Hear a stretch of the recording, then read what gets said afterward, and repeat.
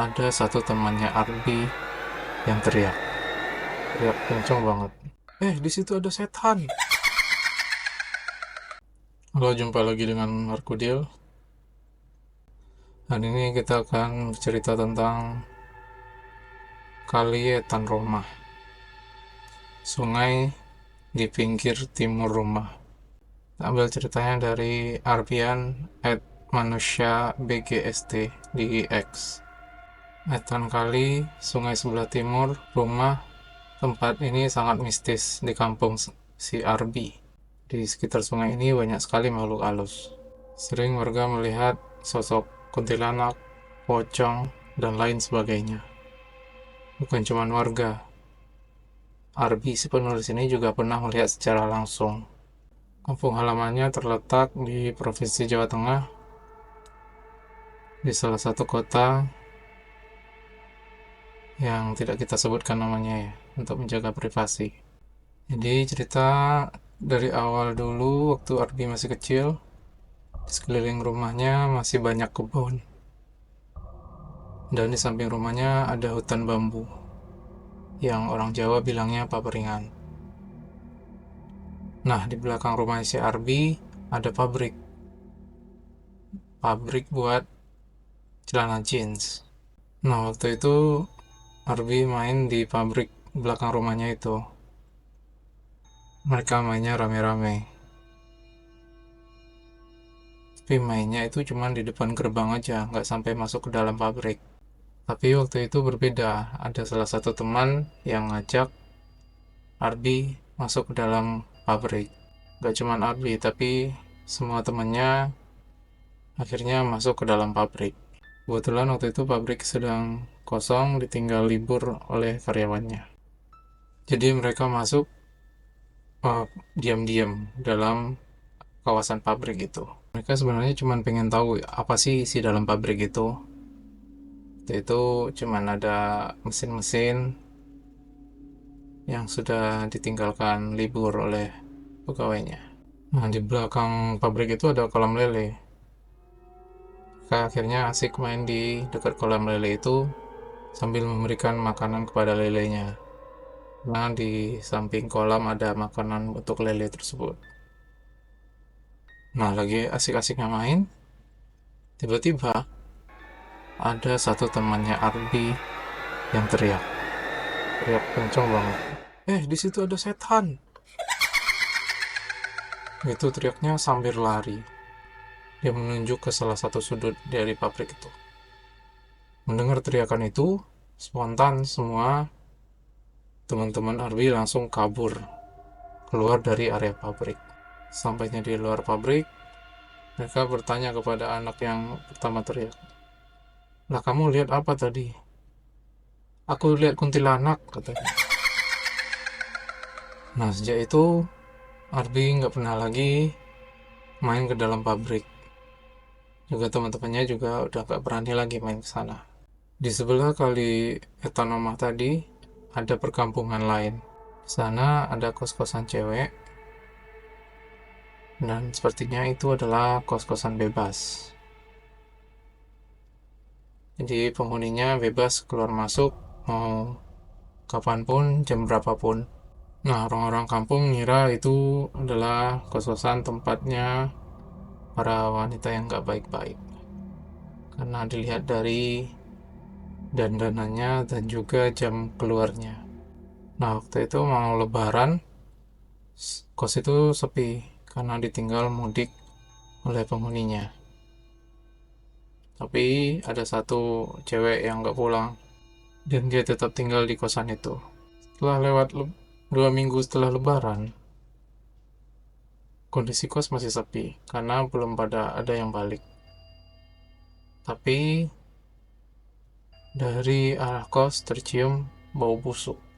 Karena penasaran, warga pun mengecek kosan itu. Dan ternyata cewek yang tadi yang gak pulang mudik waktu lebaran sudah ditemukan tidak bernyawa di dalam kamarnya dengan keadaan tanpa busana. Jadi tubuhnya sudah mulai membusuk dan menimbulkan bau yang tidak sedap.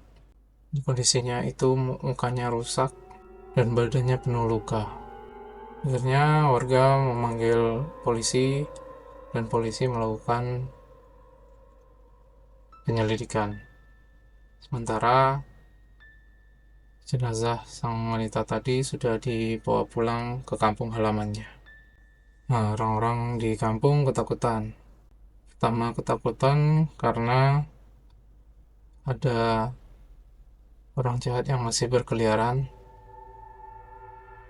Yang kedua karena takut dari cerita-cerita yang beredar bahwa si wanita itu akan melakukan balas dendam dalam wujud kuntilanak.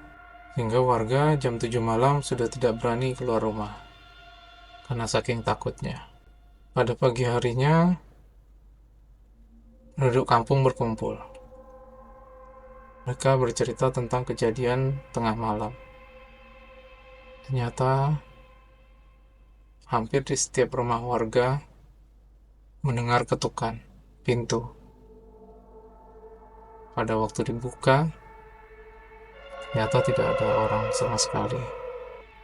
Mereka kemudian berspekulasi bahwa yang mengetuk pintu itu adalah cewek yang meninggal di kosnya kemarin. Mungkin ceweknya dengan mencari pelaku yang melakukan hal keji tersebut kepada dirinya. Kemungkinan ya orangnya masih orang kampung. Nah, kejadian yang paling membuat geger warga di sana adalah ketika sebulan setelah ditemukannya jenazah cewek itu, Pak Muklis yang pulang tengah malam dari pekerjaannya, ditemukan pingsan di dekat jembatan. Pak Muklis ditemukan oleh warga pada waktu subuh, pada waktu orang-orang mau berangkat ke masjid. Waktu dibangunkan, Pak Muklis nggak bangun-bangun. Terus akhirnya warga berinisiatif untuk mengangkat Pak Muklis ke rumahnya, yang kebetulan rumahnya tidak terlalu jauh dari tempat dia pingsan. Sesampai di rumah Pak Muklis, orang-orang sudah ramai karena mendengar ada seseorang yang pingsan di tengah jalan. Pak Muklis dicoba dibangunkan, tidak bangun-bangun. Setelah beberapa lama dibacakan ayat-ayat, barulah Pak Muklis bangun. Orang-orang bertanya kepada Pak Muklis, "Kenapa, Pak? Kok kamu bisa pingsan di tengah jalan?"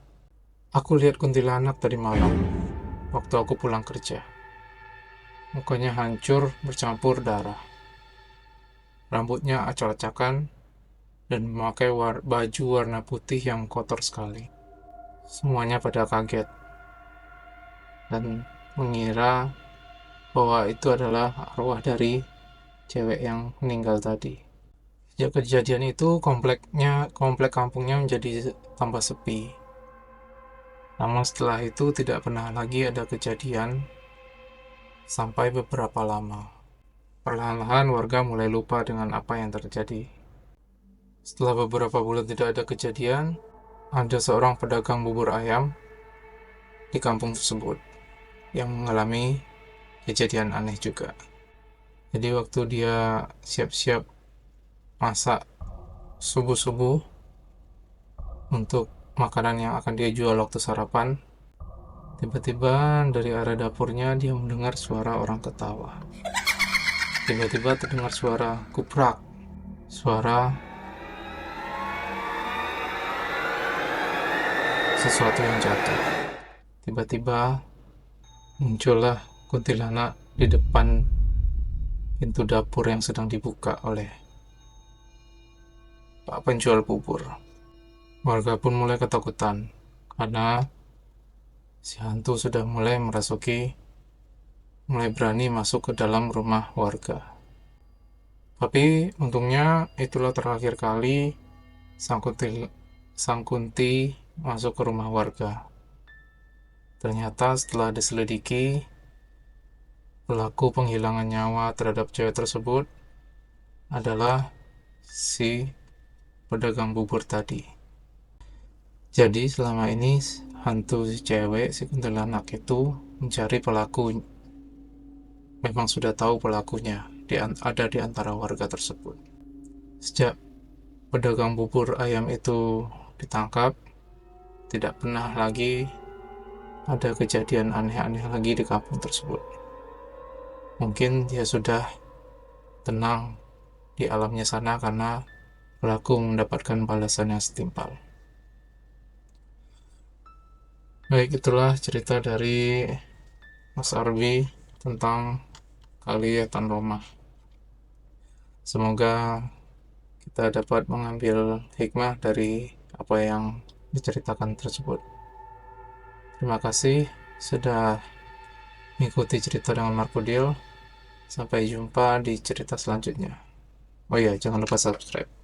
Terima kasih.